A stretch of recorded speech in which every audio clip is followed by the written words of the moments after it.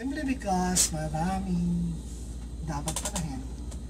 So, punk rock, maingay, mabilis, malakas, nakakainis, dahil kailangan gawin ito para mapansin ng mga tao at madinig ang mga musika, ang sinasabi namin. Ayun, pwede naman kaming kumanta ng mabagal, pwede kaming kumanta ng mahina, pero I don't think people will take you seriously. Nagtungan ko yung sinabi niya, tama yun eh. May interpretasyon ako ng punk, mayroon interpretasyon si Al, sila Albert, sila Arnold, sila sino na ano.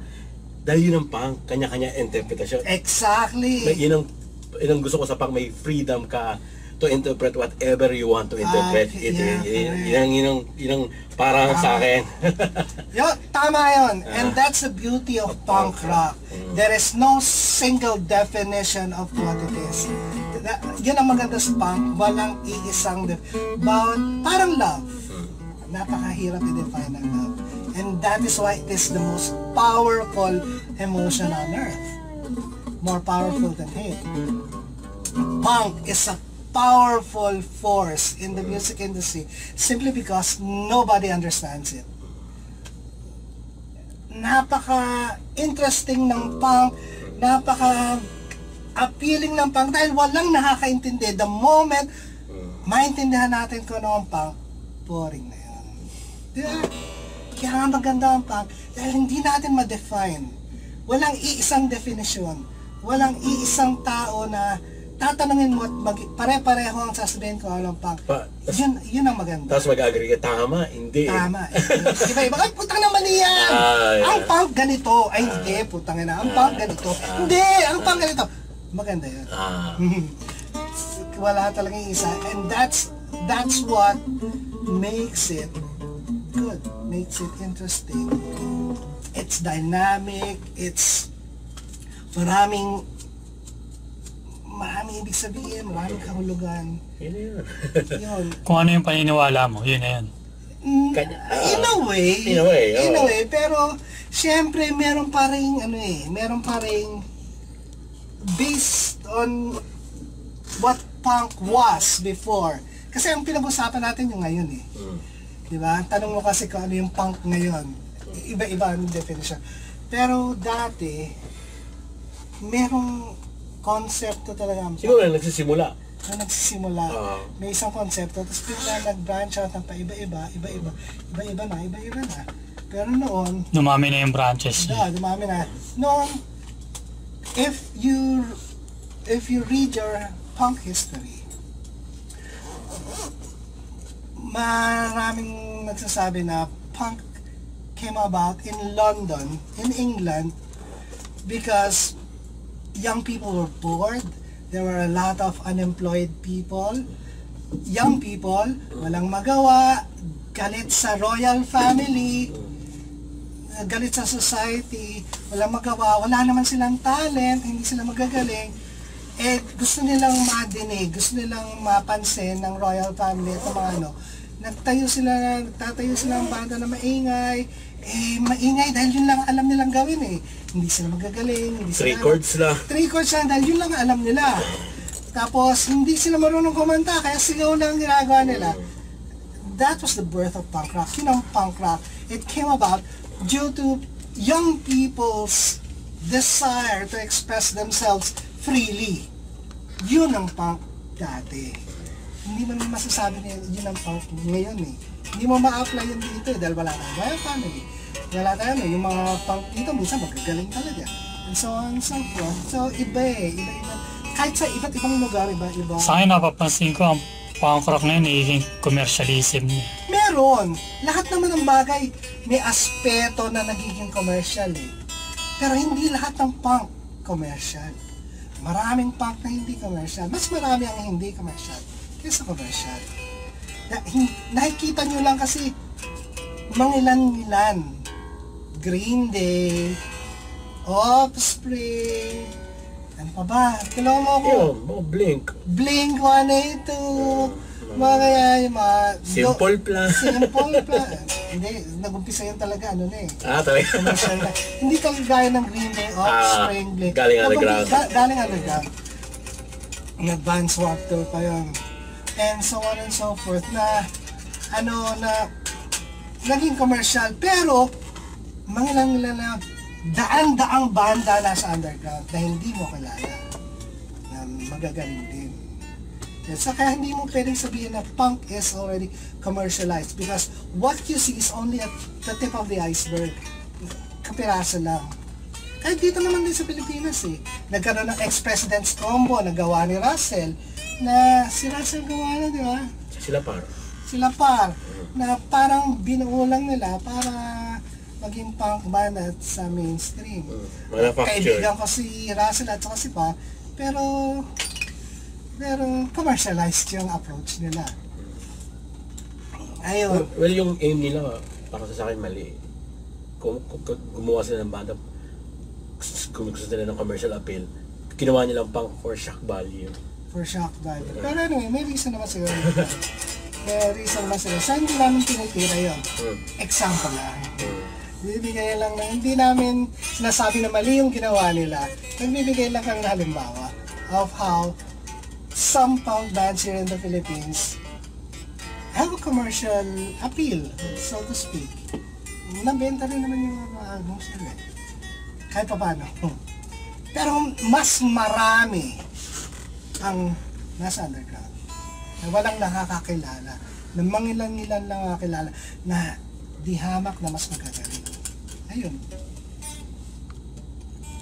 Ngayong 2014, maglalabas ba ang Throw ng album? Oo, ginagawa na nga namin. Dapat nga, last year pa yun 2013 dapat. 2013 kaya lang pumunta ako sa States ng ilang buwan kaya na on hold. Pagbalik ko dito sa halang umpisahan ulit. Pero kagandahan ng na-hold na yun. Basta dagdagan yung kanta. Dadagdagan From ako original na, ba yun? 10 lang? 11. Ngayon, nasa 20 to. Na doble. Isang album, 22 tracks. At puro original. Karamihan ng original. Ayun, mix ng English at saka Tagalog. Lagi sa naman. English. Lagi naman din eh. Parang Dead Ends. Ganun din naman Dead Ends dati eh. Tagalog, English. Diba? Hindi, pero ang Dead Ends, yung first 3 albums puro English. Mamatay. Yung mamatay lang na Tagalog. Tama. Kami. Ayun, hindi man, ayun, ganun. Pero nung mula nang nag-umpisa ang Throw, halo na talaga. Mula sa first album, Tagalog na. Tagalog-English na talaga sa isang album. Halo-halo. Para doon sa mga kumukontra sa pag-unlad ng Pinoy punk music, anong masasabi niyo doon? O anong mensahe para doon? Sa mga taong gano'n? Isa lang naman ang masasabi ko eh. Putangin na nyo. Kumontra lang kayo ng kumontra hanggang mamatay kayo. Putangin na nyo. Kumontra na kayo. Hindi, kanya-kanya trip yan. Kung trip nila kumontra, bahala sila. Basta kami tuloy lang. Mula pa naman ng 80s, marami na kumukontra. Mas maraming kumukontra noon kaysa ngayon. Nung lumabas kami ng 80s, yung TRC era, Dead Ends, Woods, The Train, mas maraming kumukontra noon. Sinusulat pa kami, mga satanista daw kami. Mas maraming kumukontra noon. Ngayon nga, medyo hindi na eh. Hindi, kasi yung mga panahon na yun, medyo konserbatibo pa yung mga tao. Hindi, at saka bago pa lang. Bago sa paningin nila. Pandinig. At paningin nga dahil nga yung itsura eh. Yung gulat sila eh. Parang ngayon na medyo nasanay na eh. Ang dami nga nagmumuhoks ngayon eh. Kahit saan pumunta yung mga nakamuhoks. Kasi yung sa Glee. Nakamuhok kasi isa sa Glee eh. Sino nga yun? Basta, di ba? Basta isang karakter sa Glee kasi nakamuhok. Kaya yung mga lalaki, cool yung muhok oh. Nagmumuhok na kahit hindi nila alam kung ano sabihin na. Dagdagan ko lang, ang pangit lang sa punk ngayon. Dahil mga bagong ngayon lang nila nakita. Kala nila, parang yung moho, kala nila, magmoho ka lang punk ka na. Maling, yun ang mga maling, mga maling paniniwala. Yung makabili ka sa mall ng may nakalagay na punk ka na. Hindi ganoon. It's more than that. Pero yung kamukha ko, malaki na rin yung anak ko. Nagtatanong-tanong na, curious siya si Gian. Curious siya sa punk. Papakwento siya sa akin. So sabi niya, bakit ba mga punk mohawk, Papa? Sabi ko, Hindi lahat ng punk. hindi lahat punk. Ako ba nakita mo nag-mohawk? Ako, Tito Alma ba? Kita mo nag-mohawk? Hindi porket mohawk ka, nag-base ka, punk ka na. Hindi ganun. Although may aspect dati ng punk, No, na fashion. Fashion. Aspect ng punk. Especially sa UK. Dati kasi, the way they dress was an expression eh. Dati kasi, Dati. nung sa London, kaya nagmomohok, shock value, para kakaiba sila, hindi sila katulad ng mga tao sa mainstream. Sa mga tao kasi sa mainstream, malinis. Tsaka ano yun eh, yung mga mohawk tsaka yung mga shock, is a big fuck you. Fuck you, ganito kami. Putangin na nyo, ganun sila. So may fashion aspect talaga ang punk dati. Pero yung fashion aspect na was meant, the purpose of that, they wear stuff like that. The purpose of that is to be different from what's accepted. Kumbaga yung mga nakamohawks dati, meron silang gustong interpret. At saka hindi kami katulad nyo. Ganon eh. Tangina nyo, ganito kami. Kakaiba kami, hindi kami katulad nyo, hindi kami sunod-sunuran sa royal family, hindi kami sunod-sunuran sa gobyerno, kaya may sarili kaming yon. Nagkaroon ng fashion aspect ng punk, pero inabuso yon ng mga hindi punk. Kala na, uy, fashion, ang ganda, mag-trench coat din tayo, mag-boots din tayo.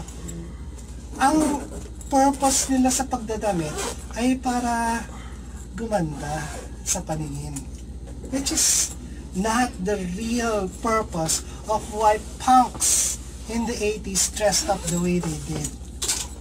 Magkaibang purpose. Dati, communication yon, expression. Yung pananamit dati was a means of expression. Ngayon, ang pananamit ng punk, hindi naman ngayon lang, kahit 80s. Meron na rin. Meron na eh, madami na eh. Na nag-abuso ng fashion aspect ng punk eh. Para maging trendy. Naging trend. Yun. Ganun lang naman. Tsaka nung naging uso, yung naging trendy na yung punk nun. Kasi yung mga totoong punk na underground, dahil sa pagiging totoong punk nila, bumaliktad naman. Ayan na lang yan. Wala ka na makikita ng mohawk, no? Wala ka nakikita ng nasisira-sira ng damit. Kasi nga, naging norm. Naging normal yung ganung damit. Yung mga pulit-pulit na pantalon, mga safety pin. Makikita mo artista. Ganun din. Nakamohawk din. Makikita ka ng mga sa TV. Ganun din. Parang yung mga totoong punk, talagang yung root sila punk nila. Dahil sa pagiging punk nila, sumaliwa ulit. Ganun ang punk eh. Lagi sumasaliwa. Against the grain lagi, against the flow lagi, laging salubong. Kung papunta kayo dito, dito kami. Kung papunta kayo dito, doon naman kami. Ganun. Tama yan. Di ba? Oo, tama yan. Ayun, yun lang naman. Next question.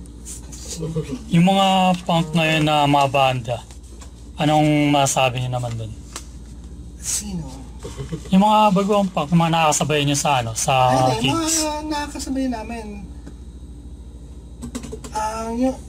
Yung iba baguhan, yung iba mga datihan na rin.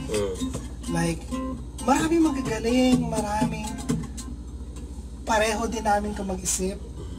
Maraming naniniwala sa totoong objective, ano yung objective sa taga? Mithiin na punk rock. Maraming magagaling na bago. Marami, as in marami talaga. Minsan naman, ang problema, hindi yung galing eh, kundi yung pinaglalaban. Ano ba ang pinaglalaban niya talaga? Ganun eh. Kasama kasi sa punk rock ang pinaglalaban eh. Pag banda ka at wala kang pinaglalaban, hindi ka pwedeng punk. Dapat, pag punk ka, may pinaglalaban ka, kaya ka nag-punk. Kami, pinili namin ang punk rock, hindi dahil gusto lang namin ng maingay na tugtugan. Hindi dahil gusto lang namin ng malakas. Hindi dahil hindi kami marunong tumugtog ng metal. Hindi dahil hindi kami marunong tumugtog ng pop. Dahil hindi kami marunong tumugtog ng ibang tugtog. kaya namin tumugtog ng mga iba, pero pinili namin ito. Dahil may pinaglalaban kami. Sample. Sample lang ano. Pinaglalaban niya. Marami, yung pinaglalaban namin, yung dapat na nangyayari sa society. Ang pinaglalaban namin ay makatarungan na gobyerno, maayos na pamumuhay, at pwedeng English ka na. A government that's true and good, and a government that we the people deserve, a society populated by people who understand and love each other. Ganon ang mga paniniwala namin na makikita niyo sa mga kanta namin. Kung binabasa niyo lang, pinakikinggan niyo lang mga kanta namin, hindi kami kumakanta tungkol sa gusto ko namin magpakamatay, gusto namin maglaslas ng dahil iniwan kami ng babae. Hindi ganun. Wala lang, yun lang. Ikaw, bakit pang ka pinili mo? Di sa pinaglalaban, tinanong mo kung ba pinaglalaban namin. Ganun na pang kanya-kanya na pinaglalaban. Yon! Kung anong meron ka, yun ang pinaglalaban. Parang to quote Marlon Brando, what are you rebelling against? Yun. Well, ano sabi niya? What do you have? Parang ano? Di ba parang ganun? What are you fighting for? Parang ganun. Parang ano ba pinaglalaban mo? Ano ba gusto mong paglabang ko? Yan nga. Kung ano meron? Tama si Ala. Pero ang sinasabi ko lang, dapat yung pinaglalaban ka, pwedeng iba-iba tayo ng pinaglalaban. Hindi kailangan iisa lang ang pinaglalaban natin. Dapat lang, meron pang pinaglalaban. Yun lang naman ang point ko. Meron kang pinaglalaban. Pero not necessarily kung ano yung pinaglalaban ko, dapat yun din ang pinaglalaban mo. Pwedeng iba. Hindi pwede iba. Pwedeng iba. Basta you're fighting for something. Kaya lagi kang tinatanong sa mga kanta ko, what do you really represent? What are you fighting for? Ano ba talaga ang pinaglalaban? May gano'n kayo kanta, di ba? Oh. Anong pinaglalaban? Kaya dito sa bago natin, yeah. may tanong ako, what do you stand for? What do you really represent? Banda ka, but what do you represent? Do you represent commercialism? Do you represent freedom of expression? Do you represent the fighting for human rights? Or do you represent merely earning money from your band? Ano ba talaga pinaglalaban niya? Ganun lang naman eh. Pero dapat, meron kang magandang pinaglalaban. Yun. Sa pinaglalaban ay magtuloy ka rin na yun. Kasi ang pagiging punk dati talaga, pag-usapan natin yun, nagkaroon ng iba-ibang branch. Ang daming branch ng punk na may pinaglalaban. Iba pinaglalaban politika. Iba personal struggle, pang pa rin yun. Iba animal rights, part na yun. Iba yung karoon ng 80s, yung straight edge movement hanggang ngayon. Pinaglalaban nila kontra drugs. Hindi porket pang ka, kailangan mag-drug, kailangan mag-yosi. Yun ang klaseng pinaglalaban ng in-explain namin sa'yo. Yan. So iba-iba pinaglalaban pero iisa ang goal. Lumaban. At ang magandang, ang isa lang ang punto ng lahat ng pinaglalaban, to make the world a better place. Yun ang maganda. Generally, lahat na to may pinaglalaban simply to make the world a better place. Ganun lang naman eh. Gaya nga sinabi ni Alan, animal rights, human rights, personal struggle, politics, social issues, religion, gano'n. Pero sa kanila, ginagawa nila yon para maging mas maganda yung mundo natin. Ganun lang na. Pero kung ang pinaglalaban mo para yumaman, para sumikat, para magkaroon ng maraming babae. Hindi mo kailangan maging punk para ipaglaban yun. Hindi mo kailangan maging punk para kung yun lang ang gusto mong paglaban. Kasi kahit sinong tao pwede mapaglaban yun eh. Yun, ganun lang naman. Diba? Pwede pa lang tayo. Magkwentuhan ito lang pero yun. Actually, ang dami na nakasabi. Kailangan ba nung paglalaban na yun may mga sumunod para... Not necessarily. O just to... Mas okay kung ma-influensyahan ka. Yes. Mas maganda yon. Pero hindi requisite, hindi requirement na gusto namin kung ano yung pinaglalaban namin, yun din ang pinaglalaban nyo. Hindi naman kailangan ganun. Pero paniwalaan nyo lang yung pinaglaban namin. Mapagbago lang namin kayo kahit paano. Paniwala lang namin kayo sa mga paniniwala namin. Okay na sa amin. Pero kung gayahin nyo kami at ipaglaban nyo rin yung pinaglalaban namin, mas masaya, mas okay. Pero hindi naman kailangan. Kasi baka may sarili ka rin magandang pinaglalaban. Yung mga pinaglalaban na sinasabi namin, yung magandang pinaglalaban mga pinaglalaban that would make the world a better place. Hindi yung mga pinaglalaban para kayo yumaman. Sumikat. Hindi para kayo sumikat. At para kumita na marami. Ayun. Yun. Okay na siguro. Okay na, dami na nun. Ang dami na. Ayos yun. Oo, Okay. actually. Thank you. Siya, maraming Thank you salamat. rin. Pero isa na lang sasabihin ko. Punk rock is the best kind of music in the whole wide world. Mabuhay ang punk sa Pilipinas. Punk's not dead. Punk's not. It will never die. Sayas. Yun. Mahaba-haba na yun ah. Mahaba yun.